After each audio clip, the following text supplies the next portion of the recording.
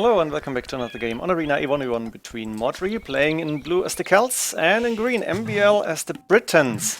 An AOC Classic, and if you remember, Master of Arena 3 I think it was, the losers bracket, was winner bracket, losers bracket, finals or semi-finals, I think it was the finals losers bracket between Viper and MbL. MbL had Celts, Brits in this case, but he had Celts, and he lost to Viper Brits with the 40 elite longbowman that killed everything. Viper microed so good, we had one big siege on shot on those elite longbows, but later on Viper was able to rebuild them, and in the end he won the game. It was a very impressive game, I remember, because it was one of the best Britons against Celts I have ever seen. Now in this game MbL has the Britons. Let's see who's going to play this and what changed to the Waterloo Kingdoms. Obviously Britons very strong trebuchets, so that might be a new advantage that they have. Celts, not sure if there is too many big differences compared to AOC. Celts of course the strong siege, vote raiders the go-to unit, but Celts against Britons is always interesting, and it will depend a lot on strategy, maybe on maps, maybe on the player strengths. As you can see, MbL is playing a 2k4 plus level here. Modri 2k1 rating at this point in the game. I guess you could consider him 2k2 on Arena, at least in his good days, or maybe 2k3 even. Not sure how much he's been playing lately and how much he played in September when this game was played, as far as I remember at least. Let's see, for MbL, main stone, main gold, both forward, second gold forward outside, third gold on the side here, but also outside. 3 deer in the back, which is nice, but then there's a lot of nothing, and a second stone at least. So MbL can go for a safe castle if he wants to, if he needs to, and I guess usually want to go a castle sooner or later, because Yeoman and Warwolf are two technologies, two unique techs that you definitely want to have as the Britons if the game is going longer than just start with Imperial Age. The other side, oh wait, let's see, one relic here, but other than that, not too many relics around. On the other side, Modri has one relic close to space here forward, with third gold quite far forward here. Main gold forward as well, that's not too nice. And the second gold on the right hand side is outside, main stone forward, so only the second stone, same as MbL, safe in the back. Other than that, everything pretty much forward and outside. So the map's quite similar here. It's gonna be tough to play this or to defend this if one player is going aggressive. On the right hand side, another relic for Modri, extra berries, doesn't really matter. And then there's 2 golds, 1 stone, and 2 relics in the neutral zone. So if the game is going for post-Imperial Age, we might see a fight for that neutral side here as well, because those 2 golds and especially the stone can be really important here. So the relic might become interesting as well, but let's find out. Barracks coming up from Modri. MbL is already up to Feudal Age. He's going Market Blacksmith, no archers. He's not on stone, so I guess we're gonna see a 3TC mini boom. I'm trying to lure the last deer in. Where is deer? I don't see them. Were they outside?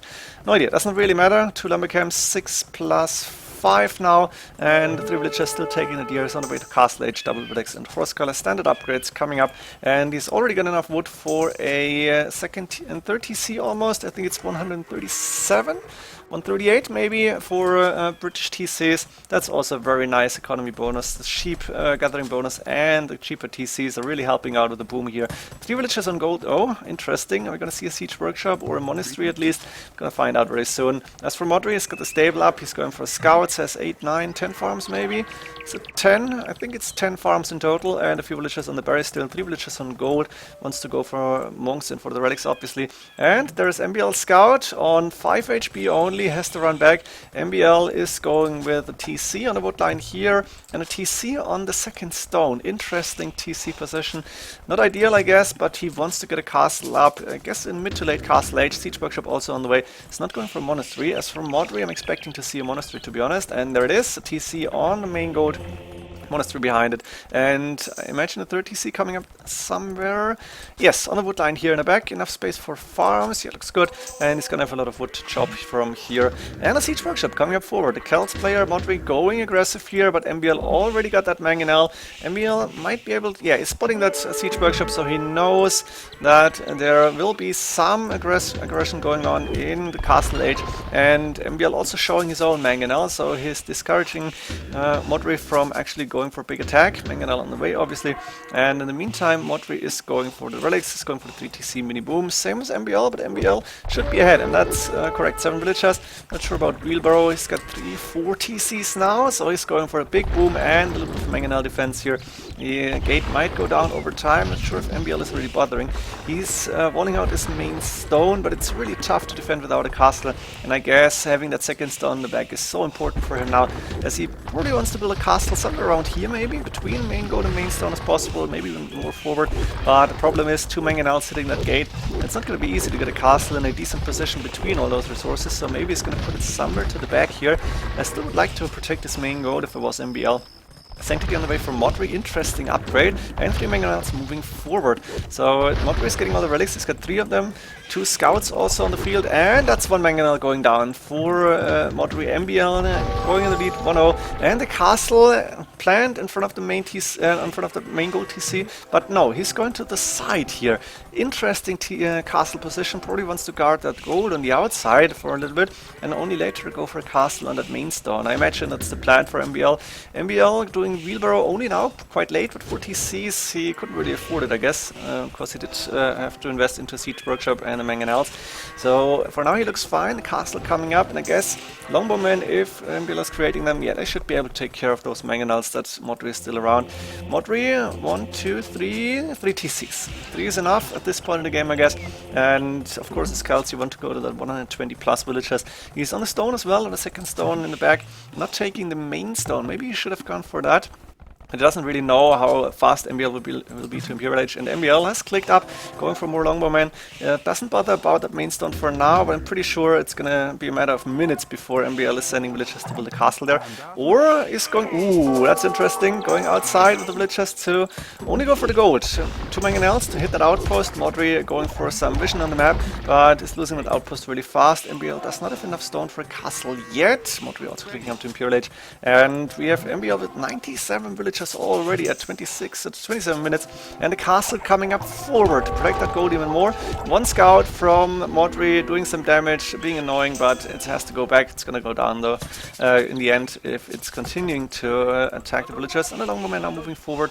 Question is, what is Modri's plan? MbL probably going Longbowman, Bracer on the way, 2 Mensaw, very important upgrade. We might see a Trebuchet here, but no protection for now. And Modri is still on the way to Imperial Age. He's preparing a castle, more or less in the middle of his economy, but it's the first castle for him. 2 Siege Workshops, 3 in total are on the outside are up, and 3 MbL, so I imagine Onager might be an option, or just Siege Rams and Vault Raiders would be good. A Siege Workshop coming up on the right hand side as well. He's not trying to take the main stone, but those Longbowmen have already 10 range. Fury Celtic and Caprim on the way. It's not going to be Onagers, it's the Rams that Modri wants to go for. And I guess it makes sense somehow, but he needs something to kill Longbowman here. Also, Modri is saying, yeah, that Siege Workshop, I don't really bother. Take it down, MbL, yeah, you may do this. I'm going for the Caprims at home. But MbL obviously is going to die. The question is with a shot or without, and there is the answer. It's not going to get a good hit on those MbLs. At the same time, MbL is going for MbL attack on the walls, and he's taking the extra stone and the extra gold, so he might be able to go for many more castles. He's now taking the main stone as well. Should put a castle here maybe to make sure that the main stone is secure. He's going for the elite Longbowman, Pikeman Lightcav as well. Look at this, MbL is doing all the upgrades, quick transitioning into different unit composition as the Siege Rams are approaching now with 378 HP, and those MbLs should die. The question is, how much damage can those Siege Rams do?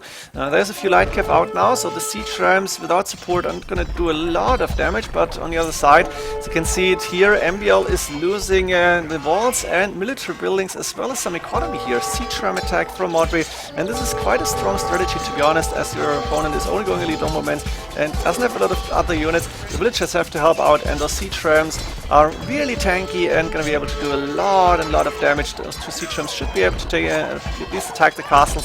MbL has a lot of idle villagers, is trying to defend as good as he can, but Modri is taking the lead here, at least the score lead, and he's gone through that castle as well. Wow, this is huge. Only 1 castle left, no, 2 castles left for MbL. Still going for those elite Longbowmen, but MbL is housed on 175 and has a few Lightcav. That's something. Problem is he doesn't have enough. The Pikeman, no, could do some damage on those Siege Rams, and MbL's economy is looking really chaotic. Look at this. This was an amazing attack here. Power of the Celts, I'm saying. And I guess MbL should have gone for fortified walls and some, maybe even ownership behind the walls, but Modri used the surprise attack here to do some major damage on MbL. Now he's going with the TC on that extra gold. MbL still looking fine, and he's regained a score lead.